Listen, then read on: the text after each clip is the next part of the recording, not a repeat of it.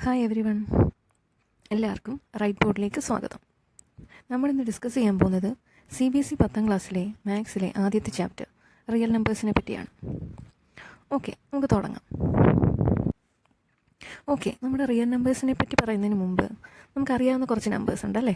Natural numbers, whole numbers, integers, rational numbers, irrational numbers, ഇതെല്ലാം നിങ്ങൾ number system എന്ന് പറയുന്ന ചാപ്റ്റർ നിങ്ങൾ ഓൾറെഡി പഠിച്ചു കഴിഞ്ഞാൽ.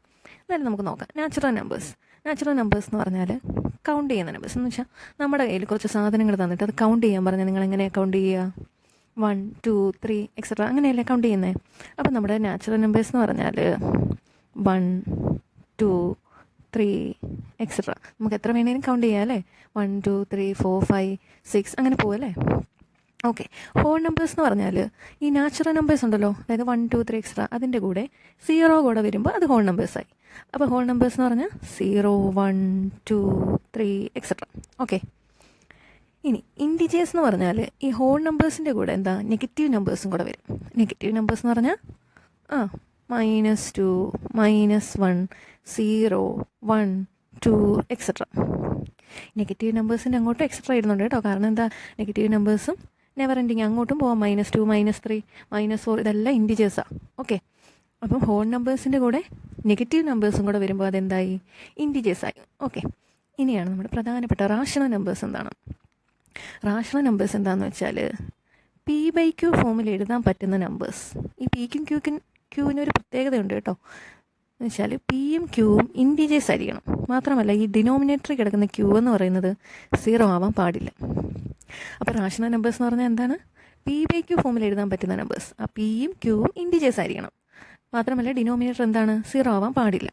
അങ്ങനെയുള്ള നമ്പേഴ്സാണ് റാഷണൽ നമ്പേഴ്സ്. അതിൻ്റെ കുറച്ച് എക്സാമ്പിൾ നോക്കാമല്ലോ. ഓക്കെ, ഞാൻ -2 എന്ന് എഴുതുമോ. -2 ഒരു റാഷണൽ നമ്പർ ആണോ? അതെ. -2നെ എനിക്ക് എങ്ങനെ എഴുതാം, -2/1 എന്ന് എഴുതാം അല്ലേ. -2ഉം 1ഉം എന്താ, ഇൻഡിജേഴ്സാണ്. മാത്രമല്ല ഡിനോമിനേറ്റർ 0 അല്ല. അപ്പോൾ -2 എന്ന് പറയുന്നൊരു റാഷണൽ നമ്പേഴ്സാണ്, ഒരു റാഷണൽ നമ്പറാണ്. ഓക്കെ ആണോ? അതേപോലെ അപ്പോൾ ഇൻഡിജേഴ്സ് എല്ലാം റാഷണൽ നമ്പേഴ്സാണ്. നാച്ചുറൽ നമ്പർ 2 എന്ന് പറയുന്നതും ഒരു ഇൻഡിജറാണ് കേട്ടോ. അപ്പം 2നെ എനിക്ക് 2/1 എന്ന് എഴുതാമല്ലോ. 2/1 എന്ന് പറയുന്നത് P/Q ഫോമിൽ കിടക്കുവാണ്. മാത്രമല്ല 2ഉം 1ഉം ഇൻഡിജേഴ്സാണ്. ഡിനോമിനേറ്റർ 0 അല്ല താനും. അപ്പോൾ 2 എന്താണ്, റാഷണൽ നമ്പറാണ്. ഓക്കെ, അപ്പോൾ റാഷണൽ നമ്പർ എന്താണെന്ന് ക്ലിയർ ആണെന്ന് തോന്നി. ഇനി നമുക്ക് ഇറാഷണൽ നമ്പർ എന്താണെന്ന് പറയാം. ഇറാഷണൽ നമ്പർ എന്ന് പറഞ്ഞാൽ P/Q ഫോമിൽ എഴുതാൻ പറ്റാത്ത നമ്പേഴ്സ്. P/Q ഫോമിൽ എഴുതുക എന്ന് പറഞ്ഞാൽ Pയും Qയും ഇൻഡിജേഴ്സ് ആയിരിക്കണം കേട്ടോ. അപ്പോൾ അങ്ങനെ എഴുതാൻ പറ്റാത്ത നമ്പേഴ്സാണ് irrational numbers. For example √2, √3 etcetera. √2, √3 എന്ന് പറയുന്നത് ഇറാഷണലാണ്. കാരണം അപ്പം നിങ്ങൾ ചോദിക്കുക എന്താ, √2നെ √2/1 എന്ന് എഴുതിക്കൂടെ? √2/1 എന്ന് എഴുതാം. പക്ഷേ ഈ കിടക്കുന്ന √2 എന്ന് പറയുന്ന ഇൻറ്റീജർ അല്ലല്ലോ. 1 ഇൻറ്റീജറാണ്. ഓക്കെ, √2 എന്ന് പറയുന്നത് ഇൻറ്റീജർ അല്ല. അപ്പോൾ അതിനെ P/Q ഫോമിൽ എഴുതാൻ പറ്റത്തില്ല. അപ്പോൾ √2, √3 എല്ലാം എന്താണ്, ഇറാഷണൽ നമ്പറാണ്. എന്നാൽ √4 ഇറാഷണൽ ആണോ? √4 എന്താ, √4ൻ്റെ വാല്യൂ എന്ന് പറയുന്നത് 2 അല്ലേ. 2നെ എനിക്ക് 2/1 എന്ന് എഴുതാമല്ലോ. അപ്പോൾ √4 എന്ന് പറയുന്നത് റാഷണലാണ്. ഓക്കെ, ഇനി നമ്മുടെ റിയൽ നമ്പേഴ്സ് എന്താണ്. റിയൽ നമ്പേഴ്സ് എന്ന് വെച്ചാൽ റാഷണൽ നമ്പറും ഇറാഷണലിൻ്റെയും കൂടെ കളക്ഷനെ പറയുന്നത്. റാഷണലിൻ്റെയും ഇറാഷണലിൻ്റെയും കൂടെ കളക്ഷനെ പറയുന്നതാണ് റിയൽ നമ്പേഴ്സ് എന്ന് പറയുന്നത്.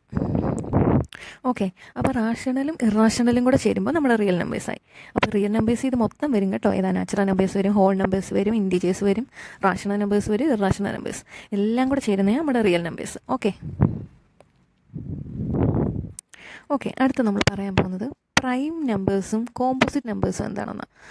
പ്രൈം നമ്പേഴ്സ് എന്ന് പറഞ്ഞാൽ R numbers that have only 2 factors that are 1 and the number it self. അതായത് 2 ഫാക്ടേഴ്സ് മാത്രമുള്ള നമ്പേഴ്സ്. എന്ന് വെച്ചാൽ ഇപ്പോൾ 2 എന്ന് പറയുന്ന നമ്പറിന് 1 എന്ന് പറയുന്നൊരു ഫാക്ടർ, 2 എന്ന് പറയുന്ന ഫാക്ടർ, ആ 2 ഫാക്ടർ കൂടാതെ വേറൊരു ഫാക്ടറും ഇല്ലല്ലോ.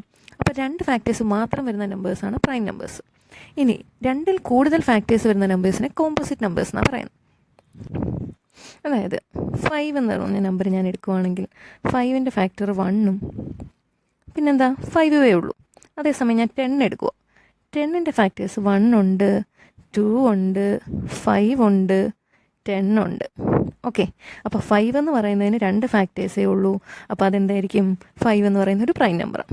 10ന് നോക്കുമ്പം എത്ര? 4 ഫാക്ടേഴ്സ് ഉണ്ട്. 2ൽ കൂടുതൽ ഫാക്ടേഴ്സ് ഉള്ളതെല്ലാം എന്താണ്? കോമ്പോസിറ്റ് നമ്പറാണ്. അപ്പോൾ 10 എന്ന് പറയുന്നത് എന്താ? ഒരു കോമ്പോസിറ്റ് നമ്പറാണ്. ഓക്കെ, പക്ഷെ 5 എന്ന് പറയുന്ന ഒരു പ്രൈം നമ്പറാണ്. ഇനി 1 എന്ന് പറഞ്ഞാലോ? 1 ഒരു ഫാക്ടറേ ഉള്ളൂ, 1 മാത്രം. അപ്പോൾ 1 എന്താ? 1 എന്ന് പറയുന്നത് പ്രൈം നമ്പറും അല്ല, കോമ്പോസിറ്റ് നമ്പറും അല്ല, ഒരു ഫാക്ടർ അല്ല ഉള്ളൂ. 2 ഫാക്ടർ വരുവാണെങ്കിൽ പ്രൈം നമ്പർ ആയനെ. അതിൽ കൂടുതൽ 2ൽ കൂടുതൽ ഫാക്ടർ വരുവാണെങ്കിൽ കോമ്പോസിറ്റ് ആയനെ. അതേസമയം 1 എന്ന് പറയുന്ന നമ്പറിന് ഒരു ഫാക്ടർ 1 മാത്രമേ ഉള്ളൂ. അപ്പോൾ 1 എന്താണ്? നൈദർ പ്രൈം നോർ കോമ്പോസിറ്റും അല്ല, പ്രൈമും അല്ല. ഓക്കെ,